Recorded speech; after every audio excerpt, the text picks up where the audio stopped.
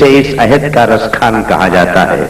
रसखान इन मानों में कि हिंदुस्तान के कदीम देवमालाई तारीखी मददनामे में एक किरदार है जो मोहब्बत का नकीब बन के दुनिया में आया था और मोहब्बत का पैगाम दे के दुनिया को चला गया। खास तौर से जंग के हंगाम में महाभारत और कुरुक्षेत्र के बीच में उपदेशों के माध्यम से एक अविरल धार चिंतन की, वैदुष्य की और मनन की उसके माध्यम से मिली। उसके चाहने और मानने वाले बहुत से कवि और शायर हुए। लंबी बहस हो जाएगी। मैं इस स्टेज के रसखान, इस अहद के रसखान और उर्दू शायरी और हिंदी शायरी की आबरू, हमारी अदबी अमानत बेकल उत्साही साहब को बुलाने जा रहा हूं। आप सब इस्तकबाल करें जनाब बेकल उत्साही। आदरणीय महामहिम जी, मुअज़्ज़ज़ शोराए किराम, साथियों, महामहिम जी आज ये हम उनके साथ रहे हैं और उनकी कब्ज़बरदारी की है बहुत दिन तक राज्यसभा में।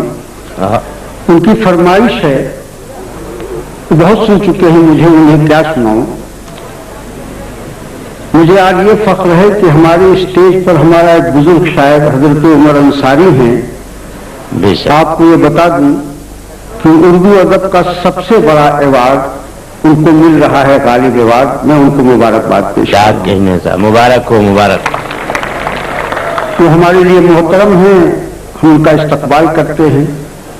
भाई बशीर साहब हैं, वो मेरे छोटे भाई हैं, लेकिन वो चंचल भी हैं।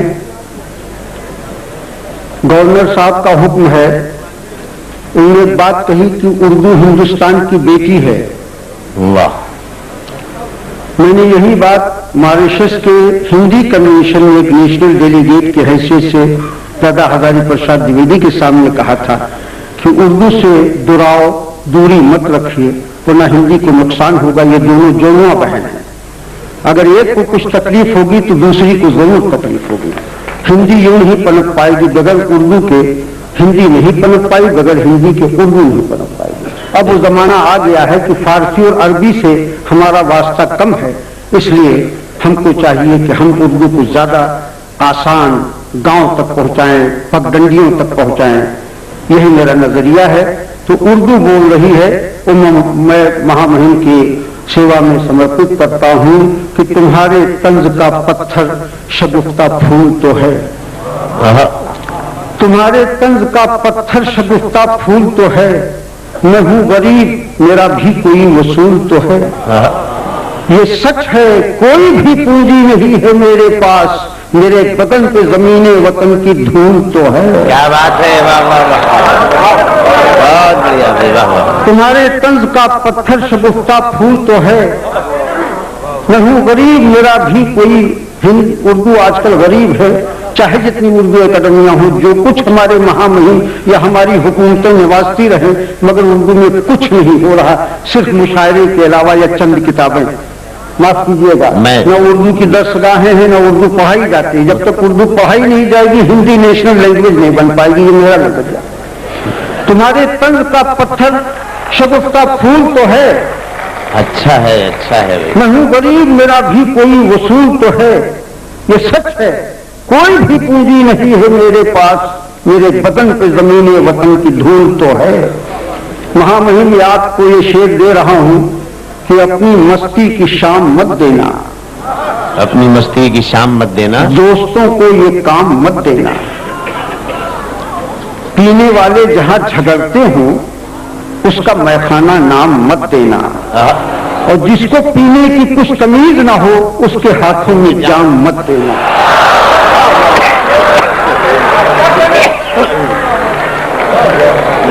अपनी मस्ती की शाम मत देना, दोस्तों को ये काम मत देना। पीने वाले जहां झगड़ते हो उसका मैखाना नाम मत देना, और जिसको पीने की कुछ तमीज ना हो उसके हाथों में जाम मत देना। अब ये गजल के चंद शेर पेश कर रहा हूं। भाई बशीर हैं, हमारे अल्लामा उमर अंसारी साहब हमारे नौजवान शुअरा जिनसे इस्तिफादा कभी कभी हम लोग भी करते हैं, इसलिए कि वो बहुत अच्छे शेर कह रहे हैं। आपकी आने वाली नस्ल है, हम लोग तो कुछ नहीं कर पाए, लेकिन आने वाली नस्ल जिंदा किए हुए है जबान को। मुलाहिजा कीजिए कि शास्त्री जी, जो मेरा है वो तेरा भी अफसाना हुआ तो, जो मेरा है वो तेरा भी अफसाना हुआ तो, माहौल जो अपना है वो बेगाना हुआ तो। और मुलाहिजा कीजिए कि ये आप लोगों से मुखातिब हूं मैं, तुम कत्ल से बचने का जतन लाख करो हो, तुम कत्ल से बचने के जतन तुम कत्ल से बचने का जतन लाख करो हो, कातिल का अगर लहजा शरीफाना हुआ तो।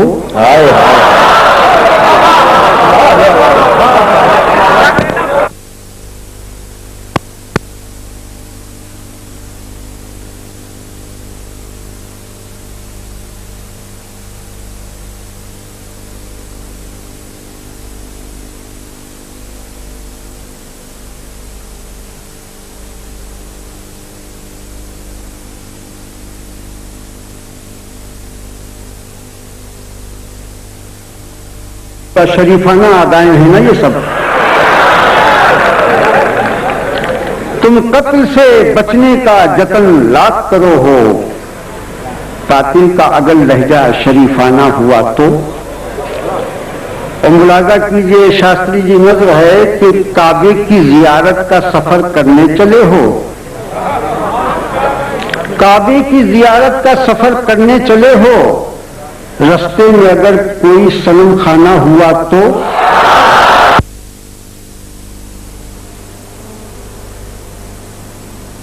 हुआ तो काबे की जियारत का सफर करने चले हो। ये बशीर भाई के लिए है कि इसको भी बिठा देते हो फरजानों के सफ में, इसको भी बिठा देते हो फरजानों की सफ में, गुस्ताख अगर बज़्म में दीवाना हुआ तो। गुस्ताख अगर बज़्म में दीवाना हुआ तो। हाँ, मुलाहिजा कीजिए, अब आखिर में सुन लीजिए मक्ता कि बेकल ने तुझे दुश्मने जानी ही कहा है, बेकल ने तुझे दुश्मने जानी ही कहा है, तुझसे जो अचानक कहीं याराना हुआ तो। बस ये गजल सुना दी, महामहिम को जाना है।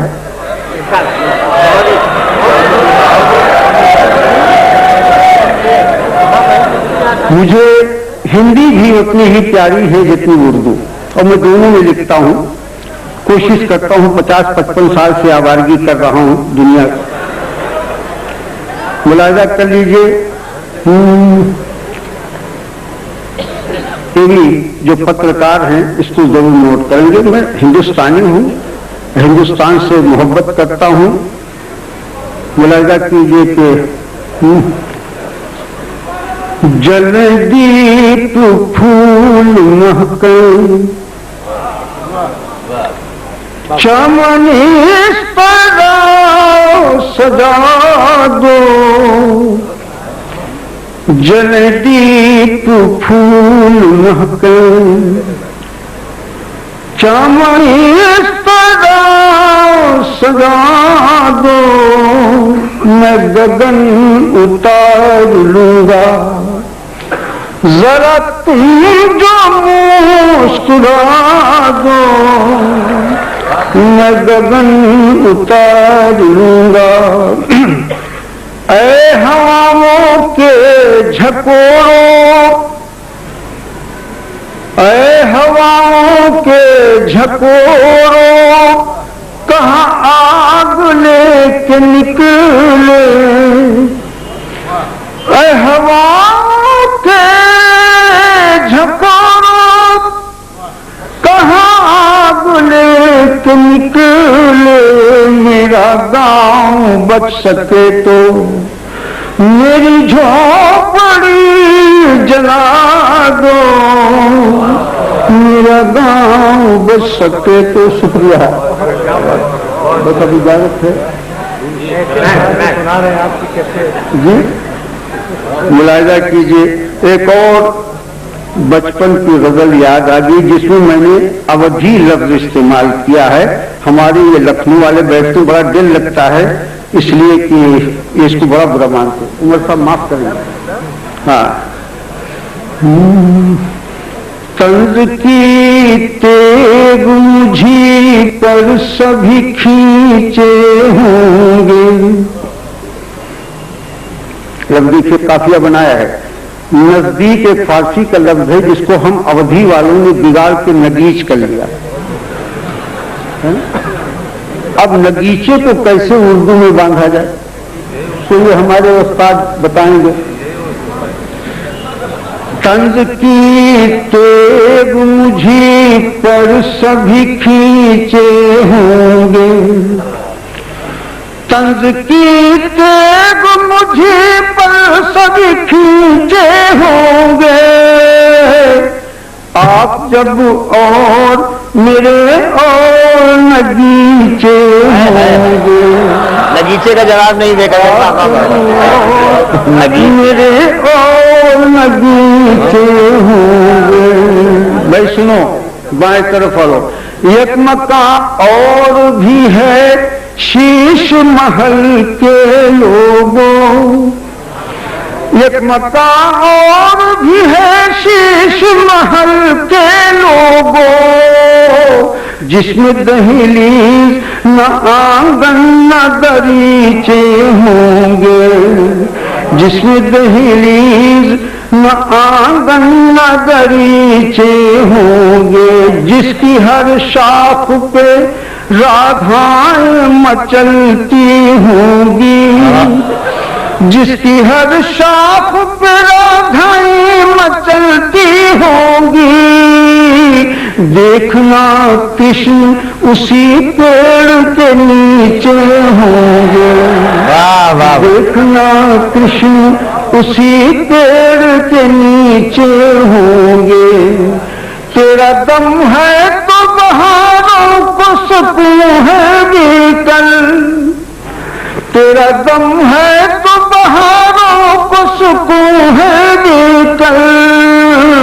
फिर तेरे बाद कहाँ बाग बगीचे होंगे।